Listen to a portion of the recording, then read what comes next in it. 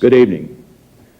This is the 37th time I have spoken to you from this office, where so many decisions have been made that shape the history of this nation. Each time I have done so to discuss with you some matter that I believe affected the national interest. In all the decisions I have made in my public life, I have always tried to do what was best for the nation. Throughout the long and difficult period of Watergate, I have felt it was my duty to persevere, to make every possible effort to complete the term of office to which you elected me. In the past few days, however, it has become evident to me that I no longer have a strong enough political base in the Congress to justify continuing that effort. As long as there was such a base, I felt strongly that it was necessary to see the constitutional process through to its conclusion, that to do otherwise would be unfaithful to the spirit of that deliberately difficult process and a dangerously destabilizing precedent for the future. But with the disappearance of that base, I now believe that the constitutional purpose has been served, and there is no longer a need for the process to be prolonged.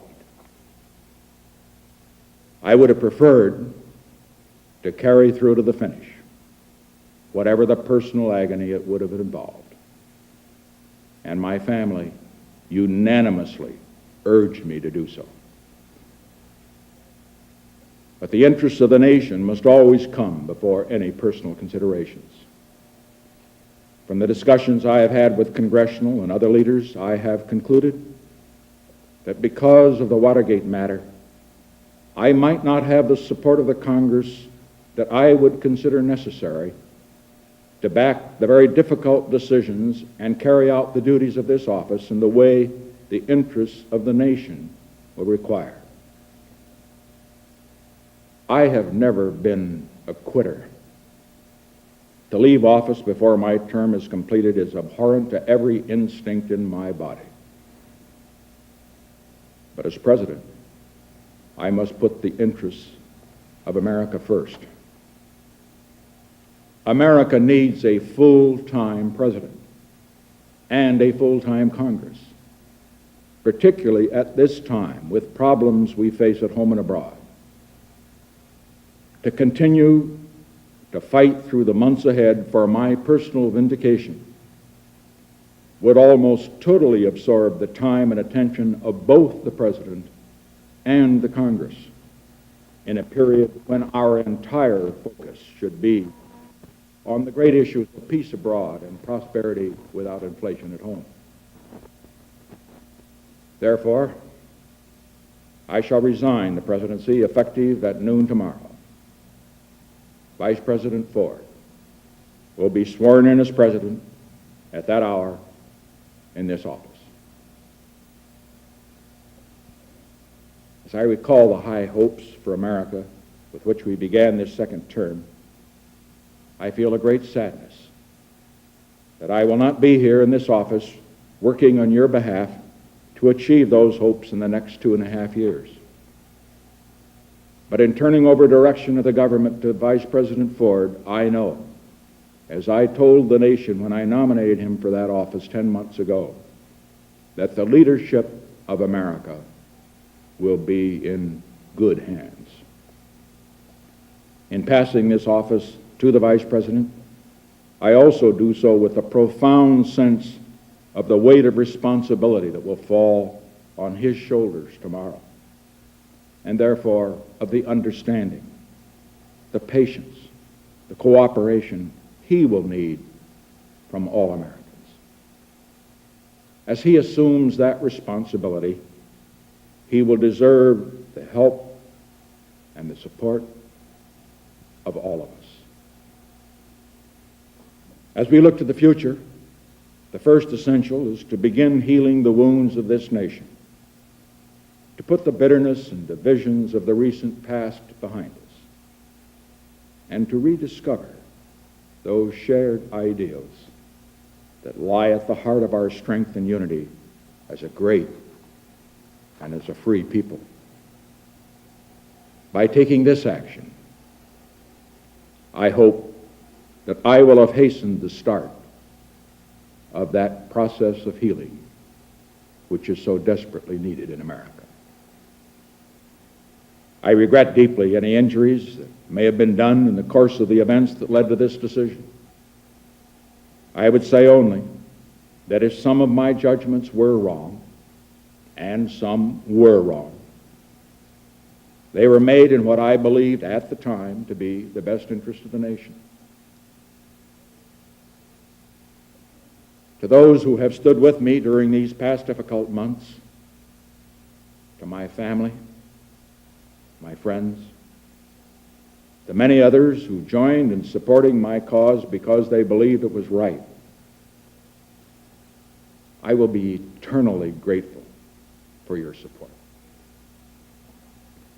And to those who have not felt able to give me your support, let me say, I leave with no bitterness toward those who have opposed me.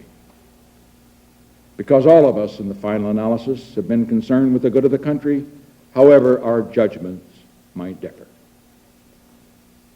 So let us all now join together in affirming that common commitment and in helping our new president succeed for the benefit of all Americans.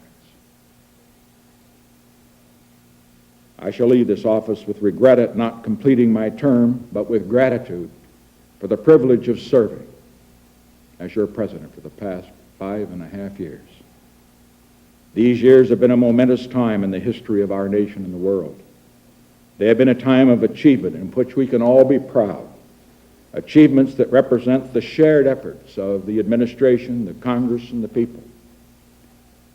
But the challenges ahead are equally great, and they too will require the support and the efforts of the Congress and the people working in cooperation with the new administration. We have ended America's longest war, but in the work of securing a lasting peace in the world, the goals ahead are even more far-reaching and more difficult.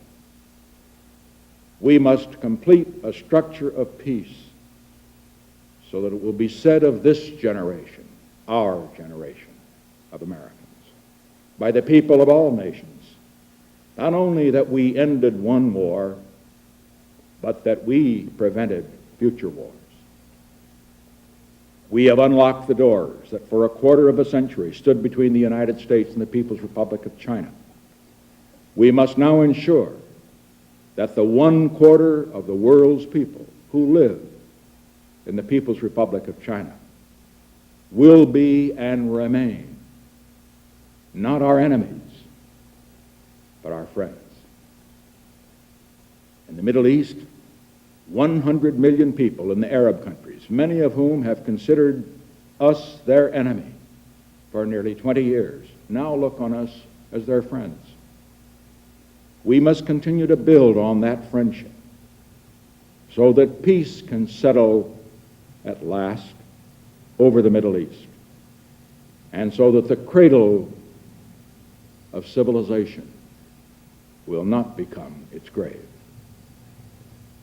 Together with the Soviet Union, we have made the crucial breakthroughs that have begun the process of limiting nuclear arms.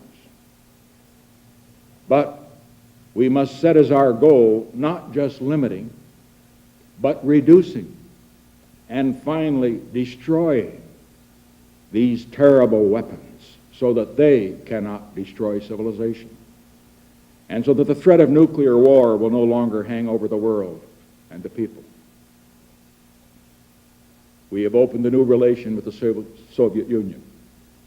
We must continue to develop and expand that new relationship so that the two strongest nations of the world will live together in cooperation rather than confrontation. Around the world, in Asia, in Africa, in Latin America, in the Middle East. There are millions of people who live in terrible poverty, even starvation. We must keep as our goal turning away from production for war and expanding production for peace, so that people everywhere on this earth can at last look forward in their children's time, if not in our own time, to having the necessities for a decent life. Here in America, we are fortunate that most of our people have not only the blessings of liberty, but also the means to live full and good, and by the world's standards, even abundant lives.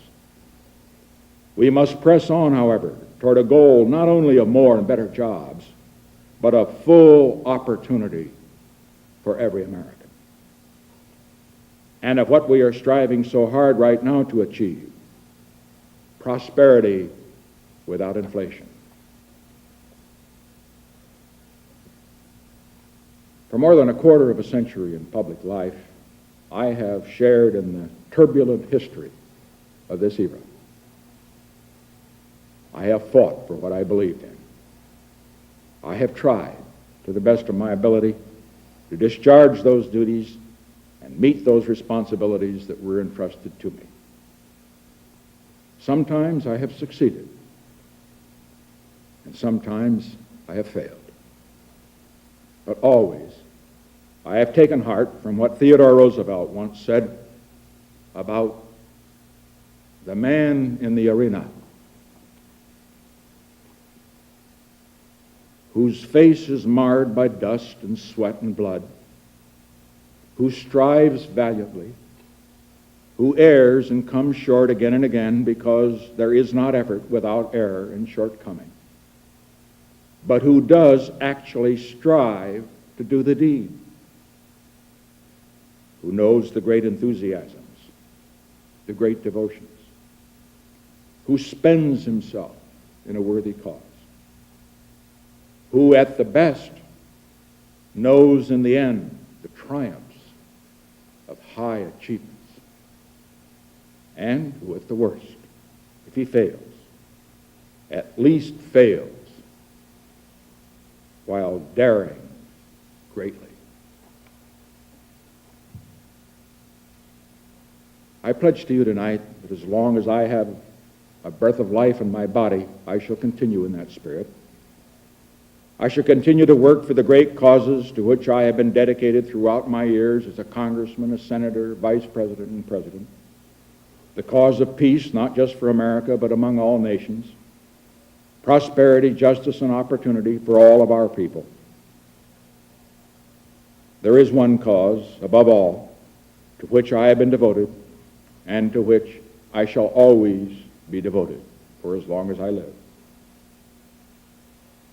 When I first took the oath of office as president 5.5 years ago, I made this sacred commitment to consecrate my office, my energies, and all the wisdom I can summon to the cause of peace among nations. I've done my very best in all the days since to be true to that pledge. As a result of these efforts, I am confident that the world is a safer place today, not only for the people of America, but for the people of all nations.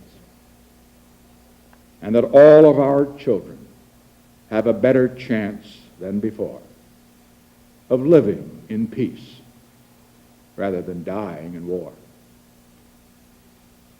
This, more than anything, is what I hoped to achieve when I sought the presidency. This, more than anything, is what I hope will be my legacy to you, to our country, as I leave the presidency. To have served in this office is to have felt a very personal sense of kinship with each and every American. In leaving it, I do so with this prayer. May God's grace be with you in all the days ahead.